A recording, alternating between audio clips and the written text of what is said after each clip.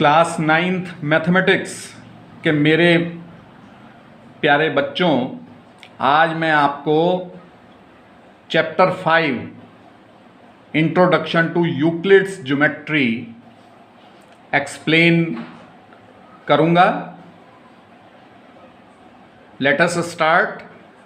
शुरू करते हैं इंट्रोडक्शन के बारे में। इसमें फर्स्ट पॉइंट जो आपको समझना है कि Euclid is known as the father of geometry. Euclid जो हैं ज्योमेट्री के फादर माने जाते हैं, यानी ज्योमेट्री की जो खोज की थी, जो डिस्कवरी की थी, वो यूक्लिड ने की थी। Number 2, the word geometry comes from the Greek words geo and metry। जो ज्योमेट्री वर्ड है वो ग्रीक भाषा के दो वर्ड्स से आता है। पहला वर्ड है जियो और दूसरा वर्ड है मेट्रिन। जियो का क्या मीनिंग है? जियो का मीनिंग होता है अर्थ, यानी पृथ्वी। And the meaning of metron is to measure. और मेट्रिन का क्या मीनिंग होता है? मेजर करना, नापना, मापन। दस the word geometry means earth measurement. तो इस तरह से ज्योमेट्री का जो मीनिंग हो गया, उसका क्या मीनिंग हुआ कि अर्थ का मेजरमेंट, पृथ्वी का measurement. Number 3, Euclid was a teacher of mathematics in Egypt. Euclid Egypt में मैथमेटिक्स के टीचर थे। इजिप्ट एक देश है जिसको मिस्र भी कहते हैं हम। तो यूक्लिड वहां एक मैथमेटिक्स के टीचर थे। Number 4, Euclid collected all the known work and arranged it in his famous document called Elements। Euclid ने क्या किया? यूक्लिड ने जितने भी ज्योमेट्री से रिलेटेड नियम थे, रूल्स थे, उनको इकट्ठा किया और इकट्ठा करके सिस्टेमेटिक वे में एक डॉक्यूमेंट के रूप में अपनी बुक एलिमेंट्स में उनको अरेंज कर दिया, नोट कर दिया। Number 5, Euclid helped the world to understand the geometry.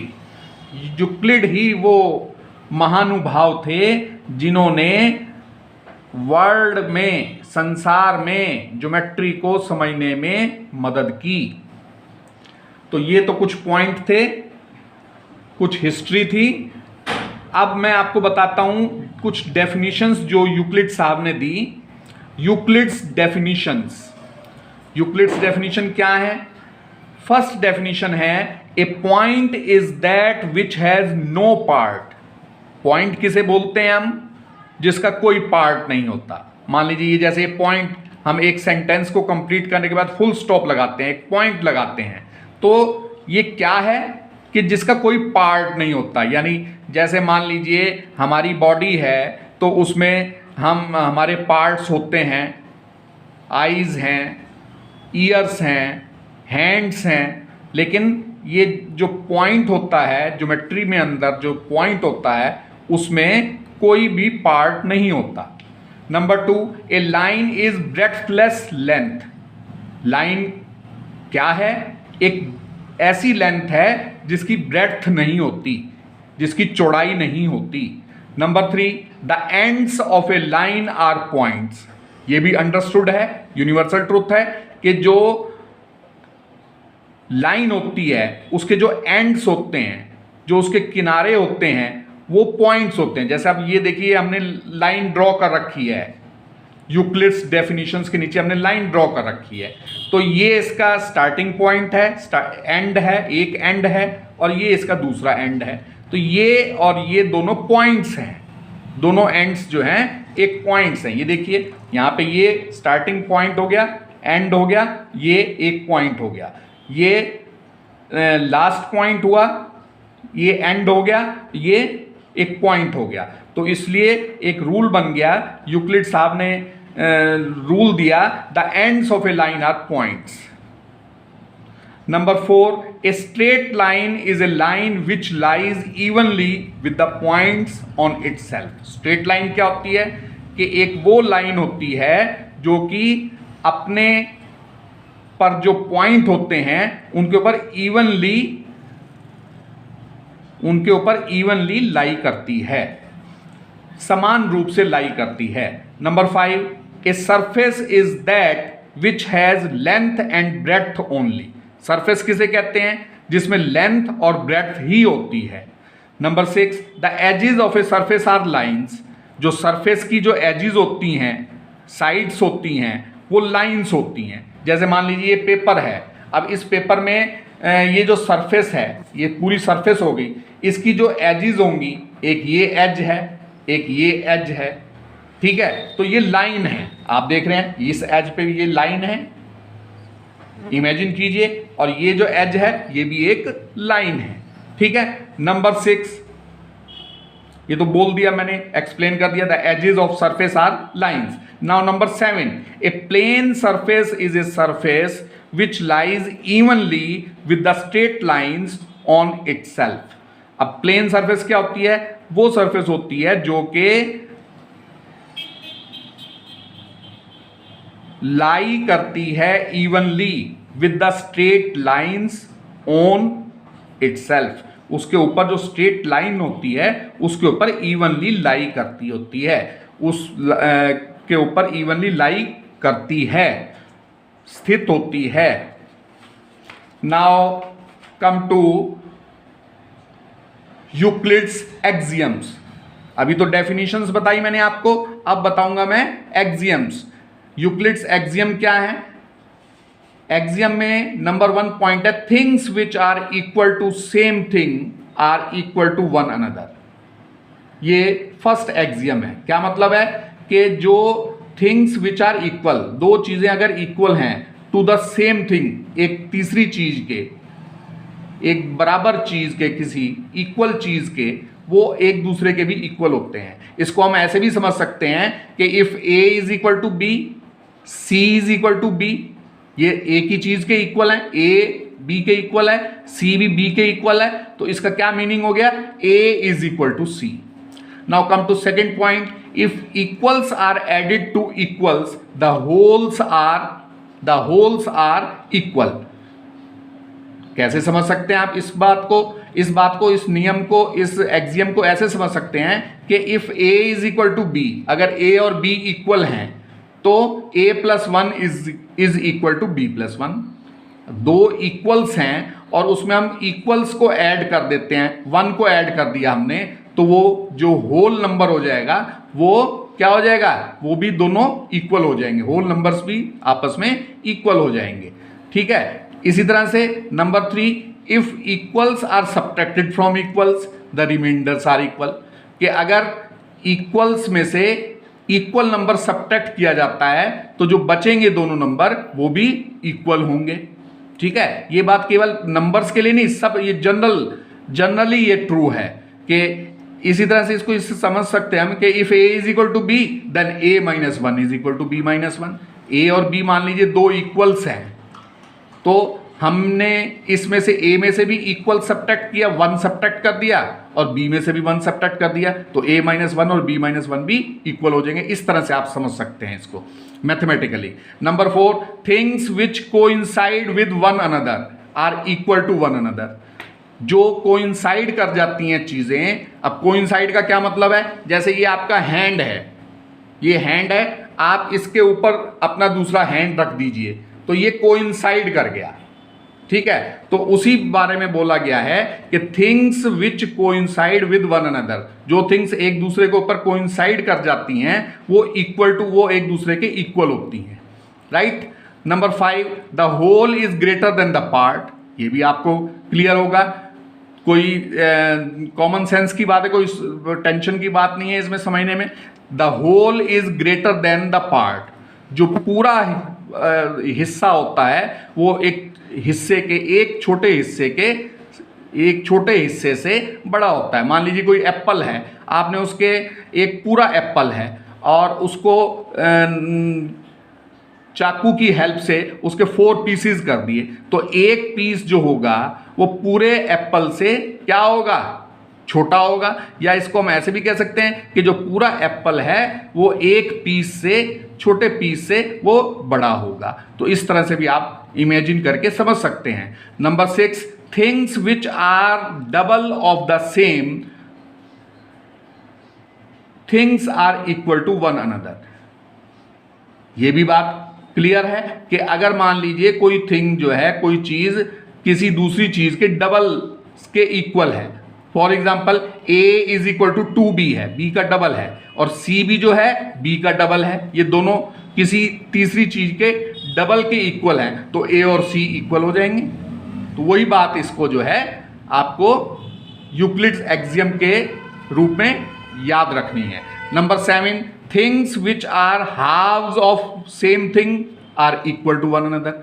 अगर किसी चीज के हाफ के इक्वल हैं कोई चीज, तो वो इक्वल हो जाएंगी। फॉर एग्जाम्पल इसको कैसे समझ सकते हैं आप कि if a is equal to half of b and c is equal to half of b, तो a is equal to c। Clear? Equation की फॉर्म में भी आप इसको कन्वर्ट करके समझ सकते हैं। अब यूक्लिड्स पोस्टुलेट के बारे में बताएंगे आपको। Number 1 postulate, a straight line may be drawn from any one point to any other point. Straight line कैसे हम ड्रॉ करते हैं? एक वन पॉइंट होता है, एक दूसरा पॉइंट होता है, उन दोनों पॉइंट्स को ज्वाइन कर देते हैं तो स्ट्रेट लाइन खींच जाती है, स्ट्रेट लाइन ड्रॉ हो जाती है। Number 2, A terminated line can be produced indefinitely. जो टर्मिनेटेड लाइन है, अब टर्मिनेटेड लाइन किसे कहते हैं? जो आजकल हम मॉडर्न मैथमेटिक्स में लाइन सेगमेंट बोलते हैं, एक टर्म यूज करते हैं लाइन सेगमेंट, उसको यूक्लिड ने टर्मिनेटेड लाइन बोला। तो a terminated line can be produced indefinitely. मान लीजिए कोई टर्मिनेटेड लाइन है CD, तो इसको हम इस साइड में भी, C से इस साइड में भी इनडेफिनेटली प्रोड्यूस कर सकते हैं, बढ़ा सकते हैं, जितना चाहें उतना बढ़ा सकते हैं। और D से इस साइड में, राइट हैंड साइड में भी जितना चाहें उतना बढ़ा सकते हैं। तो यही रूल है। अब हम आते हैं अपना थर्ड पोस्टुलेट पर। थर्ड पोस्टुलेट क्या है कि a circle can be drawn with any centre and any radius. कि आप किसी भी सेंटर का और किसी भी सेंटर से और किसी भी रेडियस का आप सर्कल ड्रॉ कर सकते हैं। ये भी कोई मुश्किल बात नहीं है याद करने के लिए, मेमोराइज करने के लिए। Number 4, all right angles are equal to one another. आपने एक बार राइट एंगल बनाया, दूसरी बार राइट एंगल बनाया, तीसरी बार राइट एंगल बनाया, तो जितनी बार भी आपने राइट एंगल बनाया, 90 डिग्री का एंगल बनाया, तो सब इक्वल होंगे। ठीक है, उसी बात को यहां नंबर 4 पॉइंट में बोला गया है, यूक्लिड ने कहा है। Number 5, if a straight line falling on 2 straight lines, ये 5th पोस्टुलेट है, makes the interior angles on the same side of it taken together less than 2 right angles, then the 2 straight lines if produced in indefinitely meet on that side on which the sum of angles is less than 2 right angles। थोड़ा सा लेंदी है ये, समझने में थोड़ा सा easy नहीं है। इसको आप इजीली कैसे समझ सकते हैं? 2 distinct intersecting lines cannot be parallel to same line। इस तरह से भी, केवल इतना भी याद कर सकते हैं आप कि 2 इंटरसेक्टिंग लाइंस जो होती हैं वो किसी तीसरी सेम लाइन के पैरेलल नहीं हो सकती। अच्छा, अब एक बात और आपको बतानी है। आपके मन में एक क्वेश्चन अराइज हो रहा होगा कि ये एक्सियम क्या है और पोस्टुलेट क्या है, ये दो, इनमें क्या डिफरेंस है? ये भी बात आपके माइंड में अराइज हो रही होगी, तो उसके लिए मैं बता दूं आपको कि Euclid assumed certain properties which are actually universal truths. Euclid ने कुछ ऐसी प्रॉपर्टीज को बताने का काम किया जो कि यूनिवर्सल ट्रुथ्स हैं। यूनिवर्सल ट्रुथ का मतलब क्या होता है? जो सार्वभौमिक सत्य हैं। अब सार्वभौमिक सत्य का क्या मतलब है? सार्वभौमिक सत्य का मतलब ये है, यूनिवर्सल ट्रुथ का मीनिंग ये है कि जैसे the sun rises in the east, सूर्य पूरब दिशा में उदय होता है, ये यूनिवर्सल ट्रुथ है। The sun sets in the west, सूर्य पश्चिम दिशा में अस्त होता है, ये भी यूनिवर्सल ट्रुथ है। The earth revolves round the sun, the earth revolves round the sun, जो पृथ्वी है वो सूर्य के चारों ओर चक्कर लगाती है, ये भी यूनिवर्सल ट्रुथ है। मतलब कि इसको प्रूव करने की जरूरत नहीं है, इसको यूनिवर्सल ट्रुथ है, सत्य है ये, इसको इसमें कोई टेंशन लेने की जरूरत नहीं है, प्रूव करने की जरूरत नहीं है, सिद्ध करने की आवश्यकता नहीं है। तो Euclid assumed certain properties which are actually universal truths and need not to be proved. वही बात लिखी है कि जिसको प्रूव करने की जरूरत नहीं है। He divided them into two types. Euclid साहब ने इनको दो टाइप की प्रॉपर्टीज में डिवाइड कर दिया। एक टाइप की प्रॉपर्टीज को एक्सियम्स बोल दिया और दूसरे टाइप की प्रॉपर्टीज को पोस्टुलेट्स बोल दिया। अब एक्सियम्स किन को बोला? Axioms are not specifically linked to geometry. Axioms तो वो प्रॉपर्टीज हैं जो ज्योमेट्री से लिंक्ड स्पेसिफिकली नहीं है, विशिष्ट रूप से लिंक्ड नहीं है, जुड़ी हुई नहीं है। And postulates are specifically linked to geometry, और पोस्टुलेट्स क्या हैं? जो कि स्पेसिफिकली विशेष रूप से, निर्दिष्ट रूप से ज्योमेट्री से ही लिंक्ड हैं, ज्योमेट्री से ही जुड़ी हुई हैं। तो आई होप कि आपको जो मैंने ये बताया है, जो इंट्रोडक्शन दिया है 5th चैप्टर के बारे में, आपको समझ में आया होगा। आप इसे बार बार देखेंगे, वीडियो को सुनेंगे तो आपको और अधिक क्लियर होगा। और मैं उम्मीद करता हूं कि मेरी मेहनत को देखते हुए अगर आपको ये मेरी वीडियोस पसंद आ रही हों तो आप इसको लाइक और शेयर करें और सब्सक्राइब करने का भी काम करें। Thank you very much and have a nice day.